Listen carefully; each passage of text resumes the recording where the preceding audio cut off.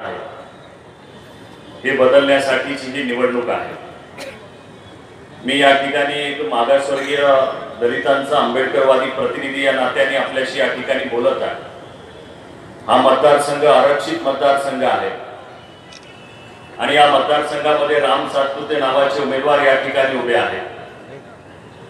त्यांचं मागच्या वेळेस एक वक्तव्य मी ऐकलं होतं, ते ज्यांच्या मांडीला मांडी लावून बसलेले आहेत भाजपच्या आणि आरएसएसच्या, ते स्वतः मागासवर्गीय आहेत। आज हे संविधान बदलण्याची परिस्थिती या देशामध्ये आहे। 400 पारचा नारा या ठिकाणी नरेंद्र मोदी यांच्या माध्यमातून देण्यात आलेला आहे।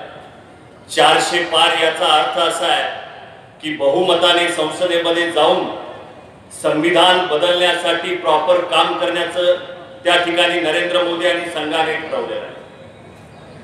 आणि संविधानाने जो न्याय राम सातपुतेंना दिलेला आहे, मी त्यांना या सभेतून सांगू इच्छितो की राम सातपुतेजी या पद्धतीने मॉब लिचिंगच्या माध्यमातून हल्ले चालू आहेत। या देशातला दलित भयभीत आहे। आज संविधान बदलण्यासाठीच्या माध्यमातून दलित भयभीत आहे, मुस्लिम भयभीत आहेत, यांच्याबद्दल कोणी बोलायला तयार नाही।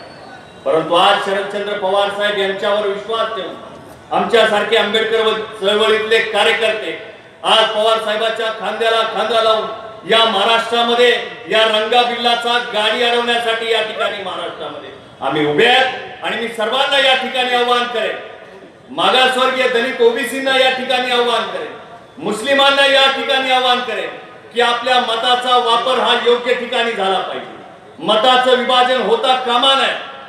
यावेळेस या छत्रपती शिवाजी महाराजांच्या, फुले शाहू आंबेडकरांच्या महाराष्ट्रामध्ये गुजरातचे हे व्यक्तींचा इशारा चालला नाही पाहिजे। याच्यासाठी आपल्याला काम करावं लागेल।